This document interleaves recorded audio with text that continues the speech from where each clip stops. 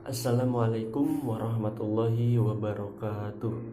Perkenalkan, nama saya Haris Faturrahman, mahasiswa jurusan Matematika, Fakultas Sains dan Teknologi UIN Sunan Gunung Jati Bandung. Saya membuat video ini bertujuan untuk memenuhi tugas mata kuliah Inventory Control yang diampu oleh Bapak Fahrudin Mitarullah MSc.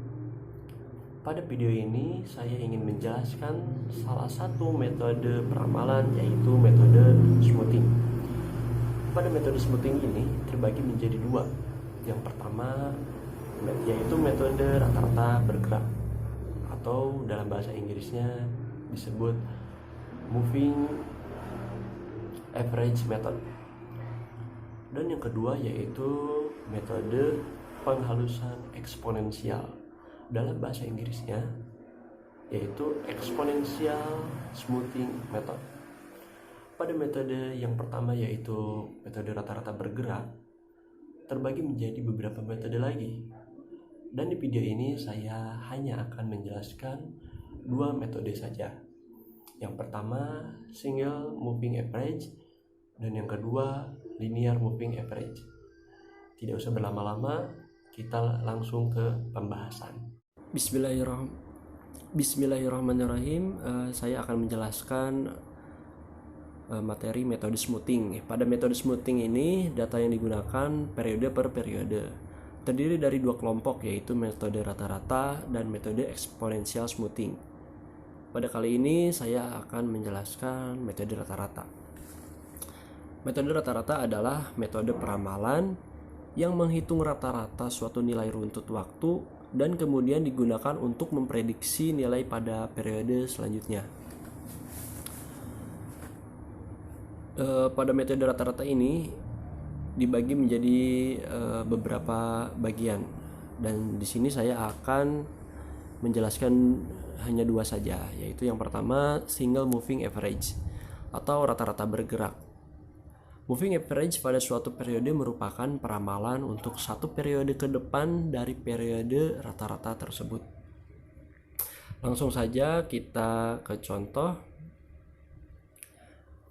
Ini merupakan single average 3 periode. Data penjualan suatu produk 12 bulan terakhir. Di sini ada data penjualan, moving total, dan ramalan.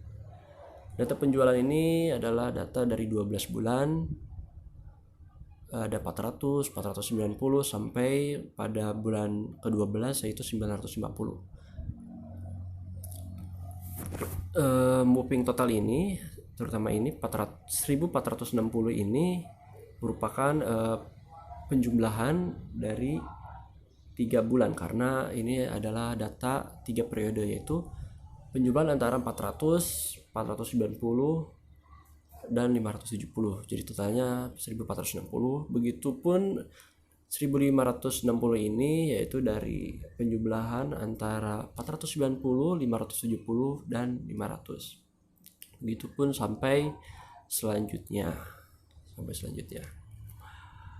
Kemudian ramalan. Ramalan ini 487 ini didapatkan dari pertambahan antara 490 sampai 570. 400 ditambah 490 ditambah 570 dan hasilnya dibagi 3 adalah 487. Bisa dicek oleh teman-teman yang menonton ini. Selanjutnya pun sama, 520 ini berasal atau dihasilkan dari 490 ditambah 570 ditambah 500 dan hasilnya dibagi 3, hasilnya 520. Dan di sini kita lihat bahwasanya pada bulan ke-12 moving totalnya tidak ada, dan ramalannya pun tidak ada. Dan data penjualannya pun hanya sampai pada bulan ke-12. Ini yang akan kita cari. Dan di sini ada 907, ini dari mana? Kita jelaskan di slide selanjutnya. Peramalan pada bulan ke-13 yaitu 907 Ini dari ini ya. Kita lanjutkan. Di sini data ke-13-nya belum diketahui dan peramalan pada bulan ke-14 juga belum diketahui. Jadi kita bisa hitung 2720 ditambah 907 diambil 910 dibagi 3 ini. Dan hasilnya 906. Dan itu adalah 906 pada peramalan untuk bulan ke-14. Lanjut. Linear moving average. Jika pola data menunjukkan pola tren, maka single moving average tidak tepat. Jadi yang single moving average yang tadi itu tidak dapat dipakai jika datanya berpola tren. Yang lebih tepat adalah linear moving average. Dasarnya penggunaan moving average kedua untuk memperoleh penyesuaian pola tren. Yang pertama, hitung single moving average dari data dengan periode perata-rataan tertentu, hasilnya notasikan ST aksen. Hitung moving average kedua yaitu moving average dari ST aksen dengan periode rata-rataan yang sama, hasilnya notasikan dengan ST aksen. Ini ST aksen, ini ST double aksen. Hitung komponen AT dengan rumus AT sama dengan ST aksen tambah ST aksen min ST double aksen. Hitung komponen tren BT dengan rumus BT sama dengan 2 dikali ST aksen min ST double aksen per NT per N min 1. Ini tuh gini ya.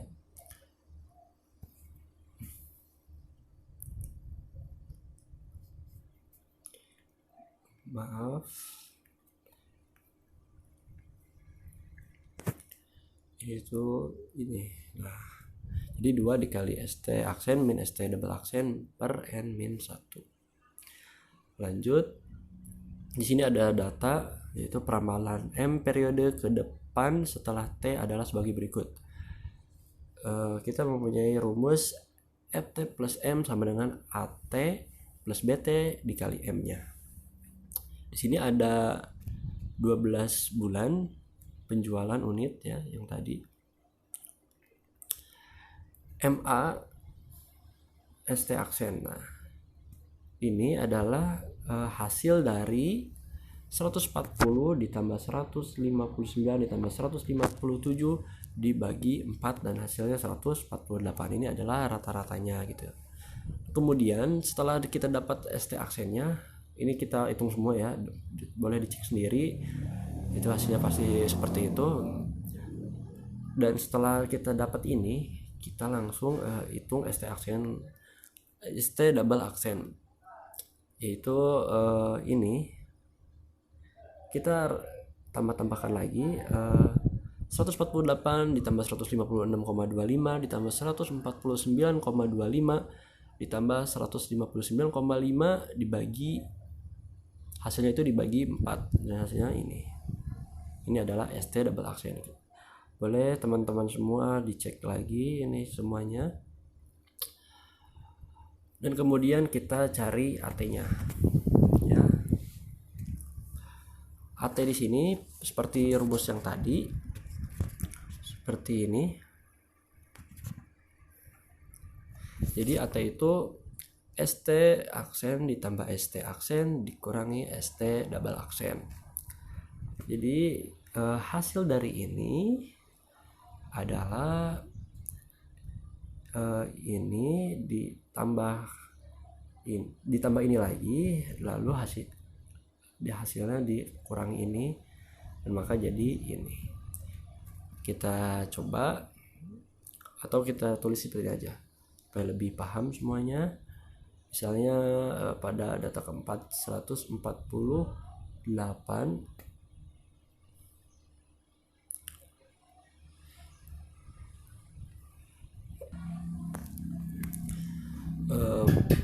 maksud saya ini 159 ya. 159,5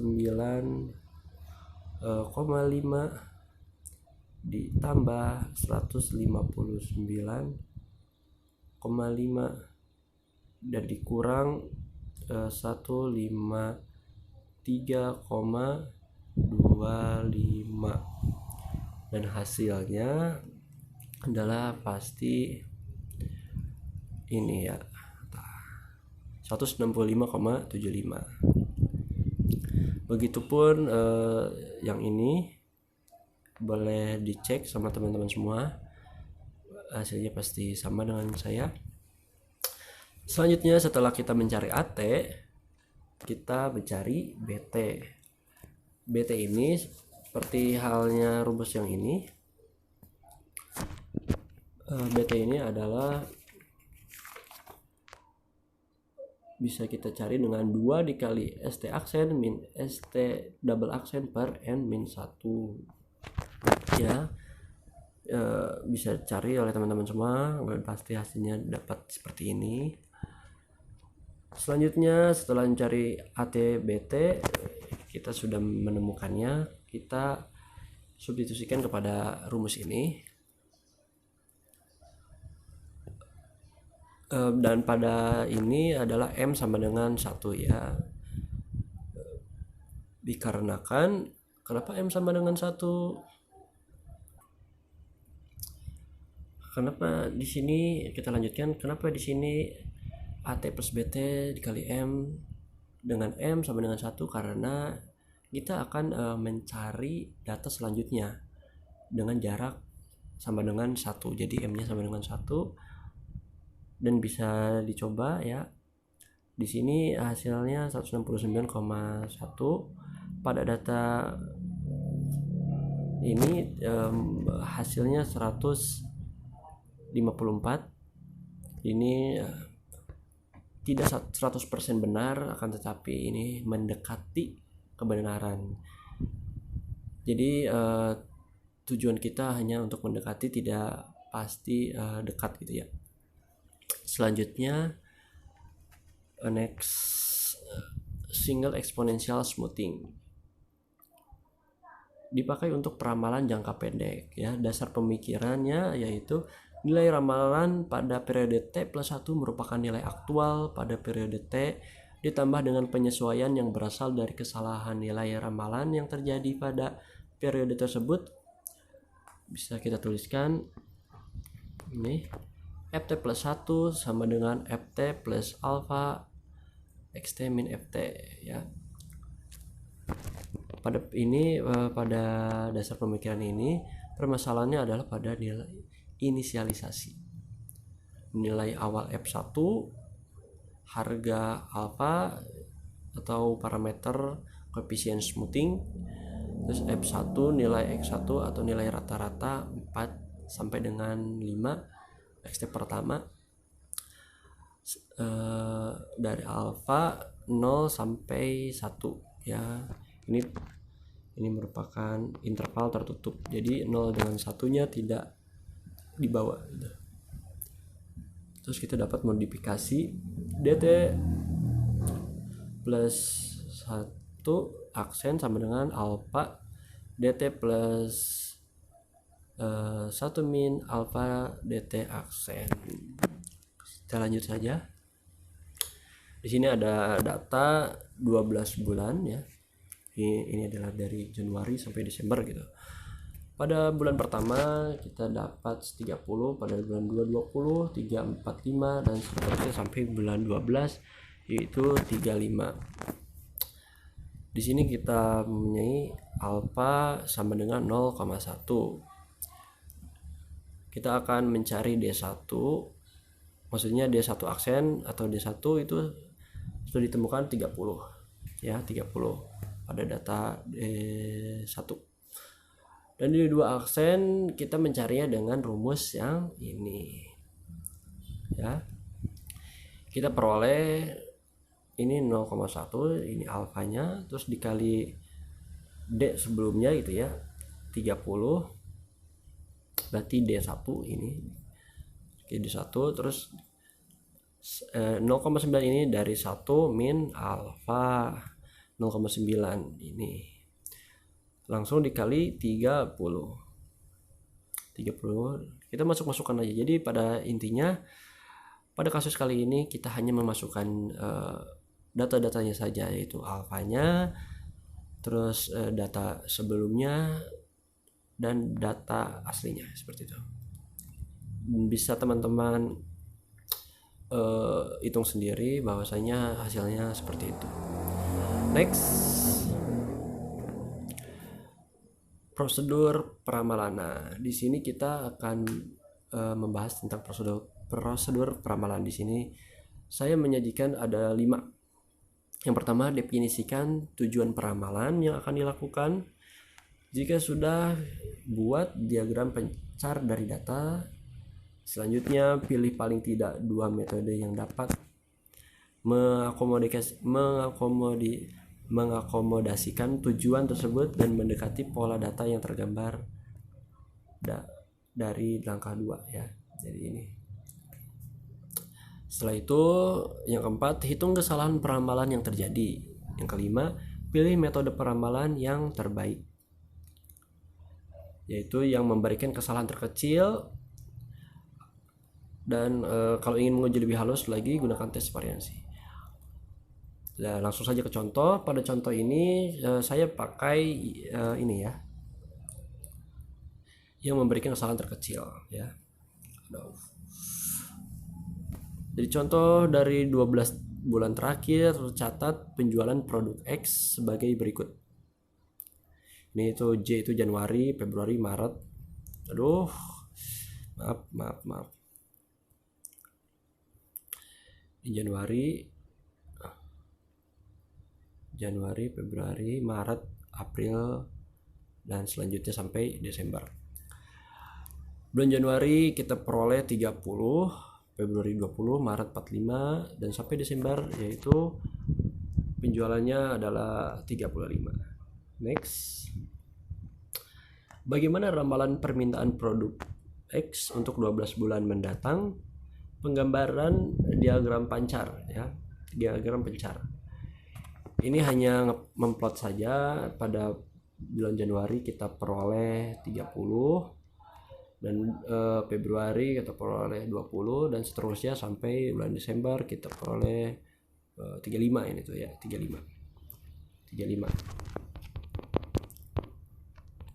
Berdasarkan gambar diagram pencar tersebut akan dicoba 2 bentuk pola data, yaitu konstan dan tren. Untuk konstan diambil metode moving average 4 periode, dan untuk tren digunakan metode linear moving average 4 periode.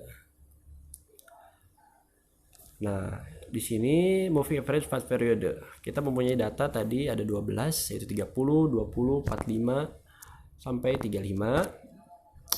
Yang kita mencari EMA-nya ini adalah 4 periode ya. 4 periode. Kita mencari ini adalah hasil dari 30 ditambah 20 ditambah 45 ditambah 35 dibagi 4, hasilnya 32,5. Begitupun selanjutnya itu seperti sama yang ini juga. Ini boleh dicek oleh teman-teman semua bahwa hasilnya seperti itu. Selanjutnya adalah ramalan. Ramalan di sini adalah ramalan ini adalah dari ini ya, dari moving average-nya. Begitupun dari jadi 32,5 ini dari sini, 42,5 ini dari sini. Seperti itu. Selanjutnya ini adalah itu adalah kesalahan. Min 2,5 ini adalah hasil dari data sebenarnya dikurangi ramalannya 32,5, hasilnya min 2,5 seperti itu. Begitupun 27,5 itu dari 60 dikurang 32,5. Ini pun juga sama sampai ini ya. Dan selanjutnya adalah kesalahan kuadrat, jadi E kuadrat. Ya mudah saja, ini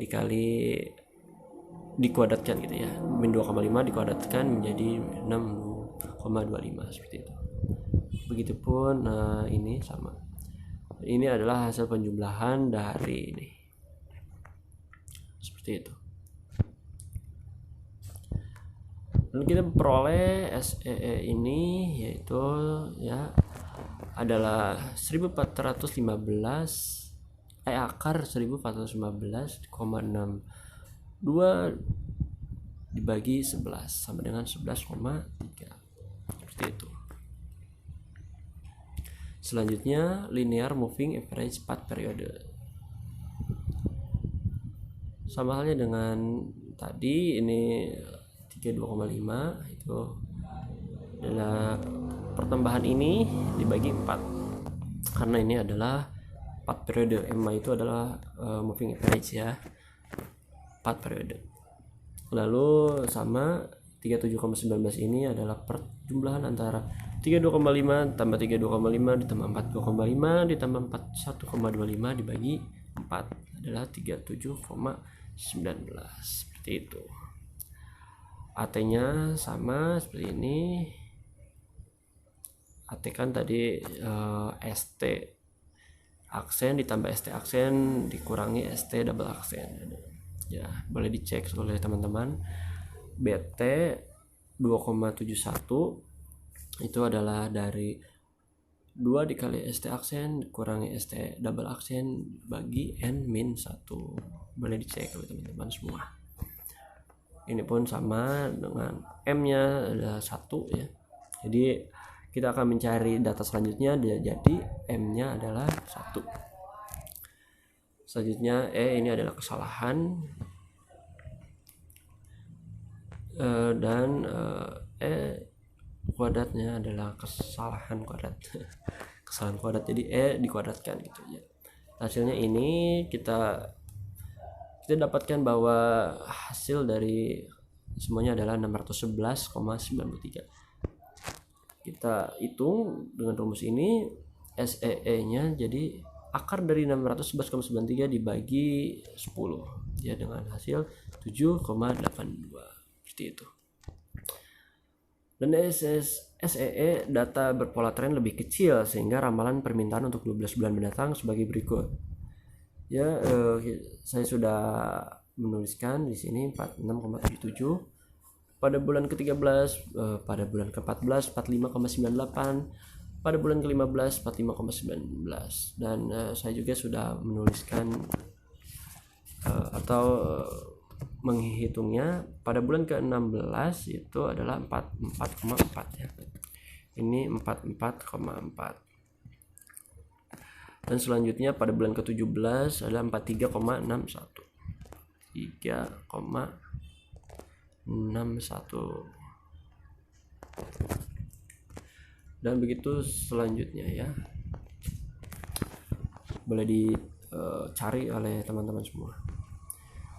Dan di sini saya mempunyai rumus ya. Sigma dari I sama dengan 2 menuju N MRT gitu. Bisa dibaca sendiri, ini adalah yang tadi gitu ya. Dan di sini ada batas atas, BA itu batas atas sama dengan CL sama dengan 2,66 ampere. CL sama dengan central line, jadi titik pusatnya gitu, titik pusat sama dengan 0. BB itu batas bawah sama dengan LCL sama dengan min 2,66 ampere. Next. Dari data yang lalu, DT aksen 29, 2T regresi linear, T 12 bulan, DT sama dengan yang tadi, DT aksen sama DT min DT aksen sama MRT sama. Kita peroleh seperti ini, bisa dicek sama teman-teman semua, hasilnya ini ya. Next, kita mempunyai grafik cenderung menurun ya. Dan ini tidak ada yang spesial, hanya gini saja. Next, kondisi-kondisi out of control. Jadi di luar kendali gitu ya, maksudnya out of control itu. Bila ada titik sebaran dt min dt aksen di luar batas kontrol, kurang dari BA, besar dari BB, atas bawah gitu ya. Jika semua titik sebaran berada pada batas kontrol, apakah dijamin bahwa fungsi tersebut representatif? Belum tentu. Cek ikuti aturan berikut. Teman-teman boleh mencatat ini ya. Ini adalah jika ya kondisi itu out of control. Catat. Di sini MRC out of control. Jika ya, maka fungsi penyebabnya diketahui. Dan jika tidak, gunakan fungsi yang diperoleh untuk meramal. Dan jika ya, fungsi penyebabnya diketahui, ada pilihan lagi yaitu ya atau tidak. Jika tidak, maka menghitung kembali fungsi tersebut dengan menghilangkan titik-titik out of control sehingga diperoleh fungsi baru, jumlah data berkurang. Jika ya, gejala tersebut bukan bersifat random sehingga data menyimpang, sebenarnya tidak mengikuti hukum statistika. Dan selanjutnya kembali ke sini, gunakan fungsi yang diperoleh untuk penjelasan dari saya. Semoga dapat bermanfaat bagi teman-teman semua yang menonton. Jangan lupa like, comment, and subscribe. Dah.